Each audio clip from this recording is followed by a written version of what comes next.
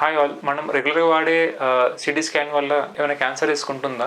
ఉంటే ఆ రిస్క్ అనేది ఎలా ఉంటుంది, ఎలాంటి సిటీ స్కాన్ వల్ల ఉంటుంది అండ్ ఎలాంటి క్యాన్సర్స్ ఉంటాయో ఈ వీడియోలో తెలుసుకుందాము. I'm doctor Naresh, consultant medical oncologist, DM from AIIMS Delhi. So city scanning అనేది చాలా కామన్గా వాడుతుంటాము.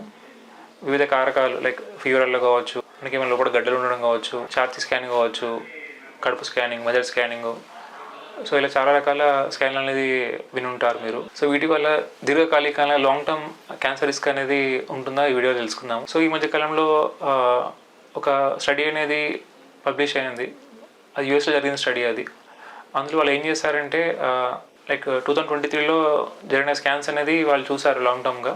మొత్తం ఒక 6 కోట్ల మందిలో సుమారు 9 కోట్ల స్కాన్లు అనేది చేయబడింది.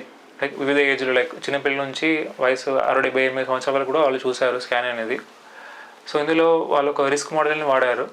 అంటే మనకి దీర్ఘకాలిక like long term like 15-20 years 30 years వరకు కూడా ఆ రిస్క్ అనేది ఎలా ఉంటుందో వాళ్ళు ఈ రిస్క్ మోడల్ త్రూ వాళ్ళు క్యాలిక్యులేట్ చేశారు. సో ఇందులో ఏమొచ్చాయో తెలుసుకుందాము. ఇందులో వాళ్ళకి తెలిసింది ఏంటంటే సిటీ స్కాన్ వల్ల సుమారు 5% క్యాన్సర్ అనేది వాళ్ళు చూశారు ఈ రిస్క్ మోడల్లో. ముఖ్యంగా లైక్ ఏజ్ తక్కువ ఉన్న వాళ్ళకి, సంవత్సరం లోపు ఉన్న వాళ్ళకి రిస్క్ అనేది సుమారు 10 times ఉంది, 10% ఉంది కంపేర్డ్ టు అడల్ట్స్. అలాగే ఆ స్కానింగ్లో కూడా కడుపు స్కానింగ్ చేసుకున్న వాళ్ళకి ఆ రిస్క్ అనేది ఎక్కువ చూశారు కంపేర్ టు ఛాతీ స్కానింగ్ ఆర్ మెదడు స్కానింగ్. అండ్ వయసు ఎక్కువ ఉన్న వాళ్ళకి కూడా రిస్క్ అనేది ఉంది, ఎందుకంటే వాళ్ళకి మల్టిపుల్ టైమ్స్ అనేది అవసరం పడుతుంది over a period of time. ఛాతీ స్కానింగ్ కావచ్చు, కడుపు స్కానింగ్ కావచ్చు, ఇలా చాలా పలు రకాల స్కానింగ్ అనేది వాళ్ళకి అవసరం పడే ఛాన్స్ ఉంటుంది. సో ఈ స్టడీలో వాళ్ళు ఎలాంటి క్యాన్సర్స్ని చూశారు మోస్ట్ కామన్లీ.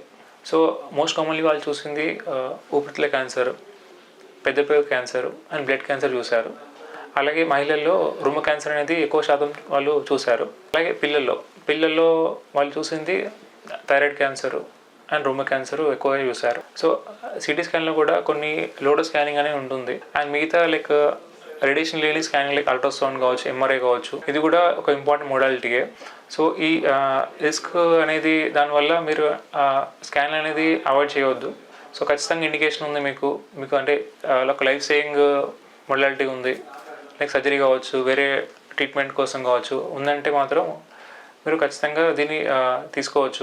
అలాగే మీ ప్రైమరీ డాక్టర్ అనేది డిసైడ్ చేస్తూ ఉంటారు. సో వాళ్ళతో డిస్కస్ చేసి మీకు ఒకవేళ ఆల్టర్నేట్గా లైక్ అల్ట్రాసౌండ్ కావచ్చు, ఎంఆర్ఐ కావచ్చు, ఏమైనా ఆప్షన్స్ ఉన్నాయంటే మీకు వాళ్ళతో డిస్కస్ చేసి మీరు ముందుకెళ్ళవచ్చు. టు కంక్లూడ్, సిటీ స్కాన్ వల్ల కూడా రిస్క్ అనేది ఉంటుంది లాంగ్ టర్మ్లో, క్యాన్సర్ రిస్క్ అనేది.